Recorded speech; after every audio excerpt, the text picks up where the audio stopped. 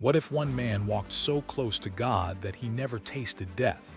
What if the world around him was loud with evil, but his heart stayed clean?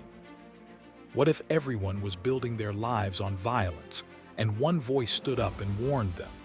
Imagine being so faithful that heaven itself reached down and took you home. What would you do if you knew judgment was coming and no one wanted to listen? Here is the gripping truth. In a dark age, one life shined like a lamp in a storm, and his ending was not like anyone else. This is the story of Enoch. Long ago, before kings and castles, before nations had names, the earth was young. Families spread across wide lands. People lived long lives, and sin, quiet at first, began to grow bold. And in that growing darkness, a man named Enoch appeared. Enoch was born into a line of fathers and sons. Adam had walked with God in the garden and then fell. The world had felt the pain of that fall ever since. Each generation carried life forward, but also carried the wound. Enoch came from the family of Seth, the line that still remembered the name of the Lord. His father was jarred, and when Enoch was young, he watched people choose their own way. Some worked the ground with grateful hands. Others built cities with proud hearts. Some called on God. Others laughed at the very thought of him. And still life went on. Days turned into seasons. Seasons into years. Then came the moment that changed Enoch. The scriptures tell us Enoch became a father. He had a son and named him Methuselah. And something about holding that child woke Enoch's soul.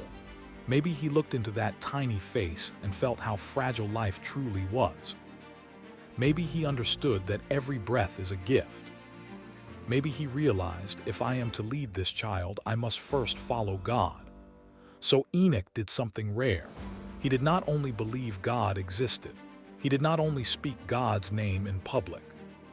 He did not only offer a prayer when he was afraid. He walked with God. Not once, not for a season, but day after day after day. He walked with God when the sky was clear. He walked with God when the nights were heavy. He walked with God when people applauded and when they mocked. Picture him at dawn. The world waking up slowly, mist over the fields. The sound of distant animals. A man stepping out not to show off but to meet with the one who made him. And in that quiet, Enoch listened. He listened until God's truth became more real than the world's noise. Yet the world was changing. Sin was no longer hiding. Men grew proud. Families grew cold. Strong people pushed the weak aside. The earth began to fill with violence, anger spilling out of hearts and into hands.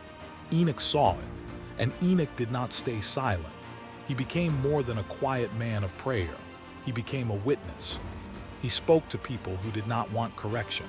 He warned those who loved their sin. He stood like a lone tree in a hard wind, and he did it with tears in his heart.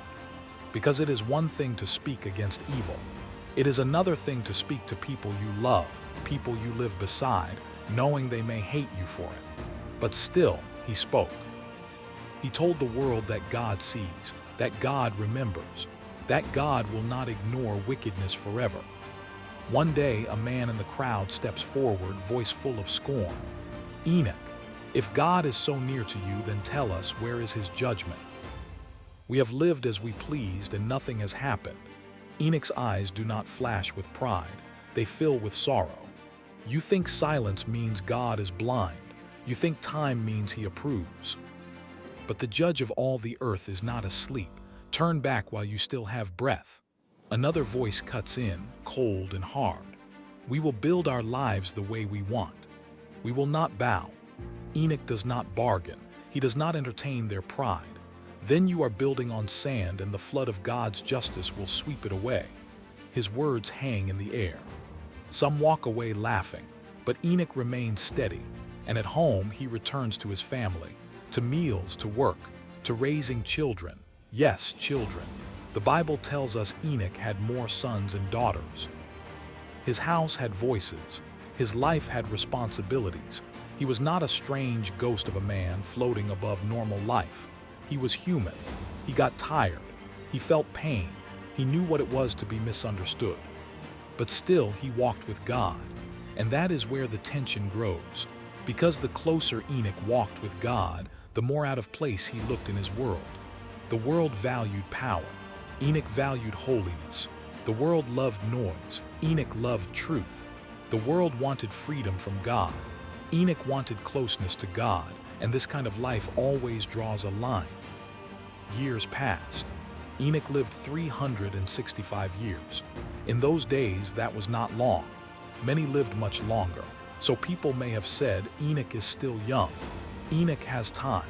Enoch will fade like the rest. But Enoch was not fading. He was becoming more and more set apart, and the world, dark as it was, could feel it, because light does that. Light makes darkness uncomfortable. Then something began to form on the horizon. Not clouds of rain yet, not thunder yet, but the slow, heavy feeling that God's patience was being tested.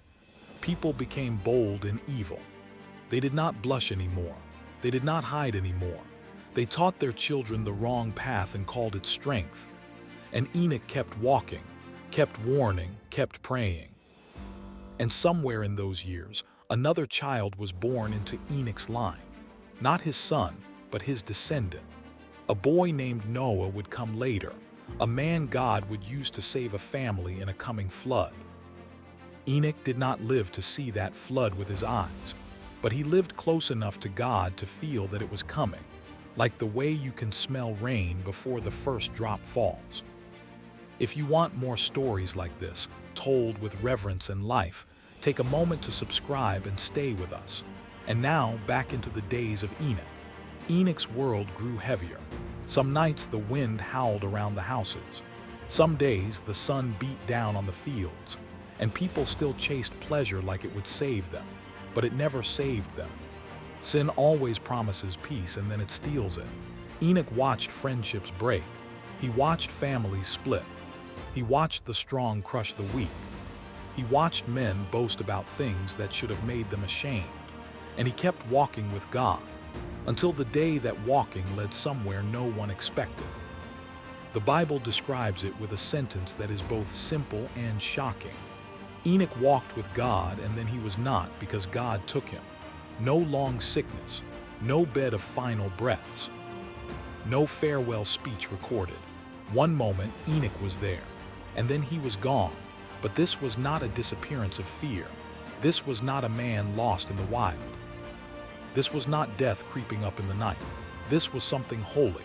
This was God reaching down as if to say, this one is mine. Imagine it, Enoch stepping out as he always did.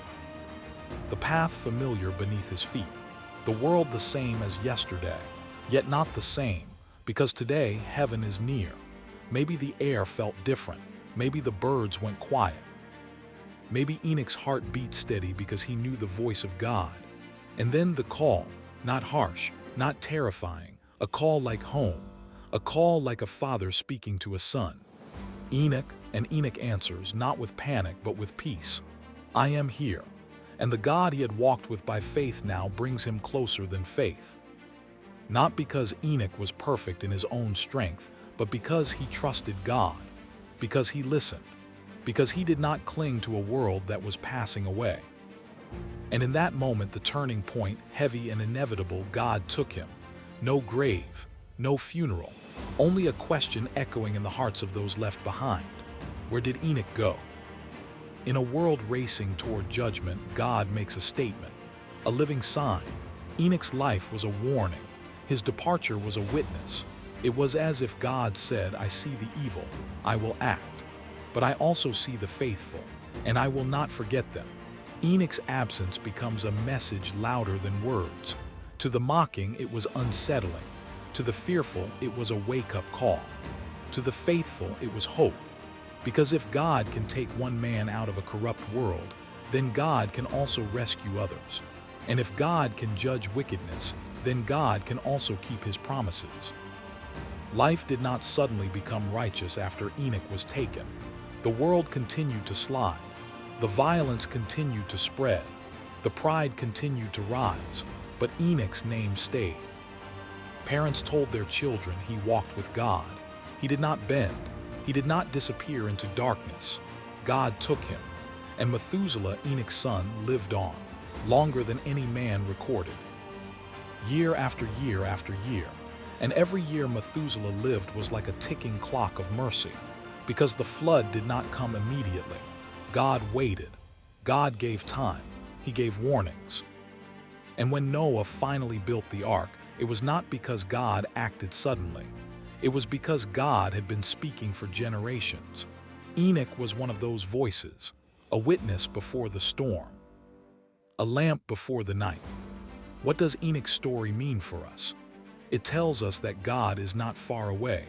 Enoch did not walk with an idea, he walked with a person. And it tells us that God notices a faithful life, even when the world does not clap for it. God sees the quiet obedience. God sees the private prayers. God sees the choices nobody else understands. Enoch also reminds us that God is both just and merciful. Just because evil will not rule forever. Merciful because God warns before he judges. And here is the gentle takeaway. You may not be called to be famous. You may not be called to be loud, but you can be called to be faithful, one step at a time, one honest prayer at a time, one right choice at a time. Walk with God when life is easy. Walk with God when life is hard. Walk with God when you feel alone. Because the same God Enoch walked with is still the same today. And still he draws near to those who seek him. Enoch's story ends without a grave, but it does not end without a promise. Darkness does not get the final word. God does. So keep walking, keep listening, keep trusting. And if this story moved you and you want more cinematic Bible narrations, subscribe to the channel and stay with us. Because the God who took Enoch still leads his people home.